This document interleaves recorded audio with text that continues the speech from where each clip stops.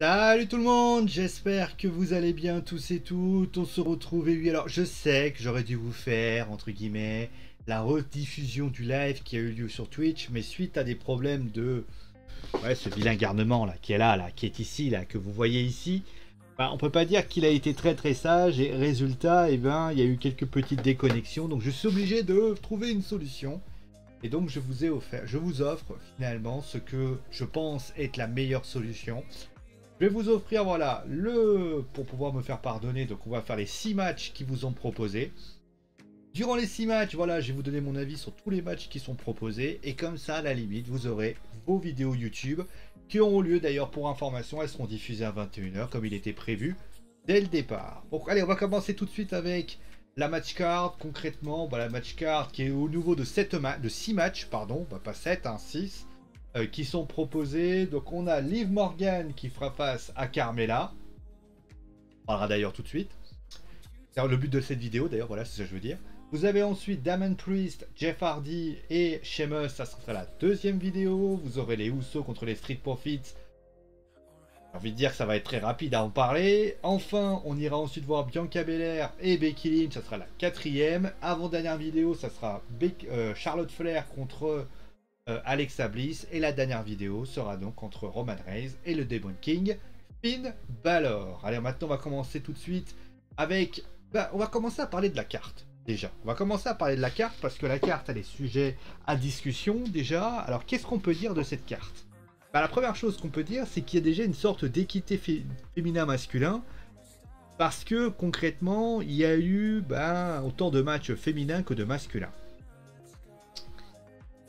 Et après, c'est tout. C'est tout parce que vous allez vous rendre compte très vite que, à part le match qui est juste en dessous, vous avez aucun match extrême. Pourquoi? Voilà, pourquoi il n'y a pas de match extrême? Est-ce qu'il y avait une raison particulière là-dessus? Est-ce que le côté extreme de la WWE a été retiré pour des raisons diverses? La réalité, voilà, c'est qu'il n'y a qu'un seul Extreme Rules match qui est proposé. Pas de match en disqualification, pas de no rose board, pas de ladder match, pas de tables match, pas de stretcher match, pas de ambulance match, pas de... rien de cela. Et a priori, voilà, ça n'a pas l'air de déranger les gens. Qui donc a fait 6 matchs par rapport à ça. De plus, il manque des matchs importants. Je pense au WWE Championship, qui n'a pas été annoncé. Biggie et Bobby Lashley sont en congé, a priori. Je vais éteindre dans 5 minutes, donc je vous préviens. Couchez-vous les oreilles. Voilà, ça y est, c'est parti. Donc, concrètement, voilà. Donc, on a clairement la grosse interrogation qui a été prolongée, de savoir ce qui pourrait se passer. Donc voilà un petit peu ce qu'on a à dire là-dessus. En plus la carte est pas très intéressante. Justement on va parler du premier match de la soirée, qui est donc le match entre Liv Morgan et Carmella. Comment vous dire? Je sais pas pourquoi il y a ce match. J'ai essayé de réfléchir, hein. Je me suis posé les bonnes questions, je me suis réfléchi, j'ai utilisé mon brain, comme dirait Jean-Claude Van Damme, pour essayer de comprendre pourquoi ce match a eu lieu. On est a priori aux alentours de dimanche à 16h07 à la fin du stream que j'ai fait, d'ailleurs allez le voir sur Twitch. J'ai toujours pas compris. Toujours pas compris parce que tout ce qui a été mis en scène, en fait, t'as l'impression de pas comprendre pourquoi les choses ont été mises en scène de cette façon. Car le mot simplicité n'est pas assez clair du côté de la WWE. Pourquoi? On a considéré... Alors, il y a des choses qui se sont passées, notamment, par exemple, la semaine dernière, il y a eu un tag team match entre Toni Storm, d'ailleurs, qui, pour information, est aux abonnés absentes. Hein. La meuf, excusez-moi, la meuf Toni Storm, c'est une lutteuse accomplie dans le monde. La meuf, elle est mise de côté, elle fait équipe avec quelques fois, elle fait des petits trucs avec Shinsuke Nakamura. On sait pas ce qu'elle veut faire, c'est un peu comme Kefli, on sait pas trop ce qu'ils veulent en faire.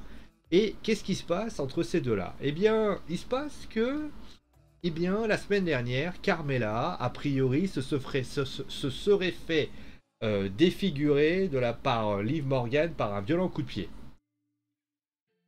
Déjà, on va commencer par la première chose, c'est que si tu copies sur NXT, déjà c'est pas très bien. Hein, le plagiat, on va dire, même si c'est un plagiat inter-show, j'ai envie de dire, c'est pas non plus très bien. Bon bref. Mais non, la semaine d'après, on a Carmella qui revient, comme si de rien n'était, avec un visage totalement bien, et ainsi de suite. Bah, j'ai envie de dire que c'est tout simplement à chier pour une raison. C'est que, outre le fait que bah, Carmella a le nez tout simplement très bien, pourquoi pas, c'est le thème de l'affrontement qui me déplaît en fait. Alors, sur le thème, alors certains vont me dire, oui mais parce que c'est deux potiches qui se battent. Ah, excusez-moi, Carmella et son dernière nouvelle est quand même une fille de lutteuse, enfin de lutteur pardon, c'est quand même Levon Eric. Et puis Liv Morgan, excusez-moi, le nombre de fois où vous nous me cassez les pieds pour essayer de la mettre dans les hautes sphères de la WWE, vous n'avez pas commencé à me dire qu'elle sait pas lutter, surtout qu'elle sait lutter. Alors, moi le défaut que j'ai de Liv, c'est que Liv a, pour moi, manque d'expérience. Il va falloir qu'elle travaille, il va falloir qu'elle bosse, mais en tout cas c'est prometteur, voilà, c'est clair. En plus, Liv, elle vit quand même des moments compliqués dans le sens où sa copine Ruby Riott est plus là, celle qui aurait peut-être pu l'amener là où il devait y aller. Donc forcément, lâchez-lui un peu la grappe et laissez-la progresser à son rythme. Mais c'est pas forcément ça qui me gêne. C'est le thème qui a été proposé sur le fait que Carmella, certes, elle joue sa gimmick info, comme quoi c'est une sorte de reine de beauté, la plus belle femme au monde, la plus belle femme au monde, concrètement, voilà. Là, à la limite, alors je sais que certains vont me dire, oui mais attends, excuse-moi, mais il y a Eva Marie qui fait pareil. Alors Eva Marie aux dernières nouvelles, c'est pas un exemple déjà, mais concrètement, déjà le premier problème que j'ai, c'est que NXT a la même du côté, voilà, NXT a la même. Et regardez ce qu'a fait Mandy Rose. Mandy Rose, elle a un clan qui s'appelle la... Alors attendez, j'ai plus son nom. Bon, vous la retrouverez mieux que moi, bien évidemment. Mais concrètement, Carmella, on sait toujours pas pourquoi c'est... Alors, le problème, on va dire, dans cette rivalité, qui aurait pu être intéressante au demeurant, on n'arrive pas à définir le concept de beauté, on va dire, de Carmella. C'est la plus belle femme au monde. Ok, pourquoi pas, ok. Mais moi, ce que j'aurais préféré qu'on comprenne, c'est qu'est-ce qui définit Carmella. Carmella, ok, elle est jolie, elle est belle et tout ce que tu veux, la meuf, elle paraît dans des magazines. Mais concrètement, est-ce que c'est l'idéal de la beauté aujourd'hui? Là, vous allez voir où je vais en venir. Par exemple, Liv Morgan. Liv Morgan, vous la regardez, elle est très jolie au demeurant. Elle est un petit peu plus gothique, dans le sens où elle a les cheveux blancs. Je dis pas que les gothiques ont tous des cheveux blancs. Oui, je viens de roter, hein, bien évidemment, hein, voilà, c'est pour le côté sympathique. Mais concrètement, il y a aussi le fait qu'elle a des tenues assez plus punk, on va dire, un peu à la manière de ce que faisait Ruby Riott. Donc on a quand même une lutteuse beaucoup plus, je veux dire, plus rock, on va dire ça comme ça, plus terre à terre, on va dire.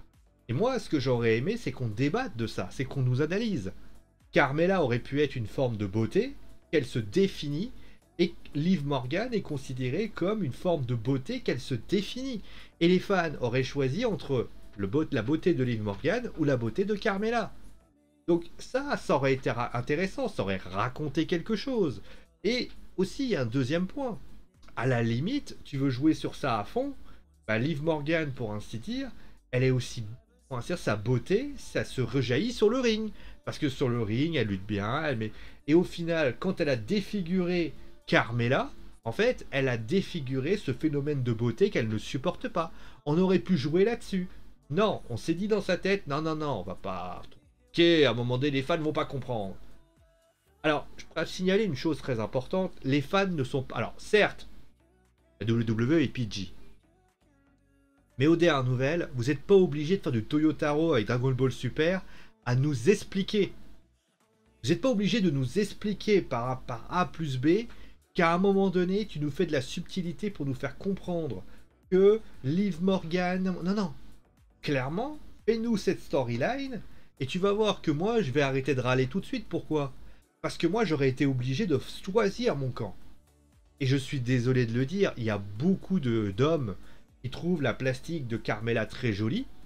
Et des garçons, il ne faut pas dire la vérité, hein.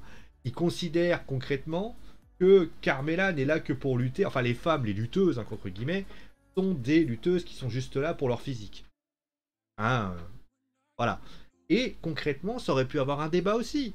Carmella, produit de l'ancienne génération WWE, contre Liv Morgan, produit de la nouvelle génération, comme quoi il ne suffit pas d'être blonde, de porter des tenues affriolantes ou des tenues très sexy pour pouvoir être belle. Hein, ça vous fait toujours le fil, ça vous fait toujours opiner le cerveau ou c'est bon? Vous voyez ce que je veux dire? Voilà. Je pense que les choses auraient été très sympas. Au lieu de ça, non. Il n'y a rien du tout. On a Zelina Vega qui est venue en mode... alors, pour la petite blague à Suri de César Catch, en tenue de la Katsuki, concrètement. Mais concrètement, voilà, ça a été... ça n'a pas été ouf et j'ai pas du tout apprécié le thème, ce qui a été proposé pour ainsi dire. Pour les pronos, moi je vois... Alors j'aimerais bien la victoire d'Olive. Il serait quand même pas mal parce que Liv, quand même, elle a fait 2 matchs en pay-per-view. Ça lui permettrait peut-être de pouvoir démarrer quelque chose parce qu'elle en a bien besoin. Ça serait intéressant pour ainsi dire. Voilà, on va s'arrêter là pour aujourd'hui. On va se retrouver bien sûr pour la prochaine vidéo. Vous allez voir, toutes les vidéos vont arriver à 21h. Après, vous faites votre marché, hein, clairement. Et le prochain match, bah, je vais vous le donner. Il est là. C'est Damien Priest, Sheamus et Jeff Hardy. Et ça, ce sera la prochaine vidéo. Ciao les amis!